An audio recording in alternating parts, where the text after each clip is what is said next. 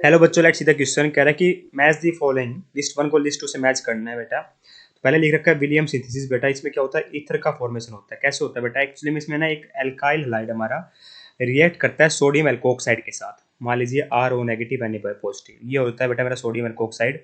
ये क्या करता है बेटा, SN2 टाइप रिएक्शन शो करता है, इसको बाहर कर देता है और यहाँ पे क्या बनता है बेटा, मेरा ईथर का फॉर्मेशन हो रहा होता है इस तरीके से। मान लीजिए आर डैश है तो यहाँ पे आर ओ आर डैश आ जाएगा प्लस NaX। तो इस तरीके से बेटा मेरा ईथर का फॉर्मेशन हो रहा होता है। तो कौन रिएक्ट करता है बेटा, इसमें एल्काइल हैलाइड और सोडियम एल्कोक्साइड और ईथर का फॉर्मेशन होता है। तो ये चेक करते हैं कहाँ लिखा हुआ ऐसा, फिनोल का कन्वर्जन नहीं बेटा, हीटेड विद नहीं, reaction of alkyl halide with sodium alkoxide, बिल्कुल सही लिखा हुआ है। तो ए का आएगा बेटा एस, ए का आएगा एस। तो ए का एस कहाँ लिख रखा है, एक ही ऑप्शन लिख रखा है बेटा, तो और सारे ऑप्शन होते हैं आउट। ठीक है, फिर करता है conversion of 2 degree alcohol to ketone. तो 2 डिग्री एल्कोहल का मतलब बेटा OH उस कार्बन से जुड़ा हुआ है जिसपे दो दो एल्काइल ग्रुप लगे हुए हैं। मान लीजिए आर लगा हुआ है, यहाँ पे हाइड्रोजन लगा हुआ है, तो ये 2 डिग्री एल्कोहल है। इससे बेटा मेरे को कीटोन बनाना है। तो ये कीटोन बनेगा तो बेटा क्या होगा, ऑक्सीडेशन होगा बेटा।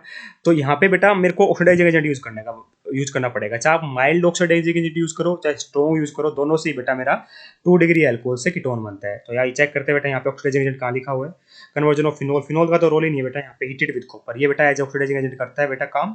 ठीक है, कॉपर साथ हीट कर दो इस टेम्परेचर पे तो बेटा मेरा 2 डिग्री एल्कोहल कीटोन में कन्वर्ट हो जाता है। तो बी का आएगा बेटा मेरा आर, बिल्कुल सही है बेटा, ए का एस, बी का आर।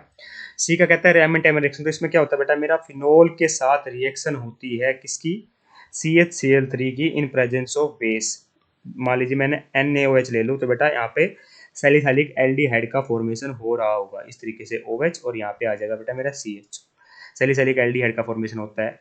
ठीक है, वहीं अगर इसी फिनोल को मैं रिएक्शन कराता बेटा CO2 के साथ इन प्रेजेंस ऑफ NaOH, तो यहाँ पे सैलिसाइलिक एसिड का फॉर्मेशन होता है बेटा।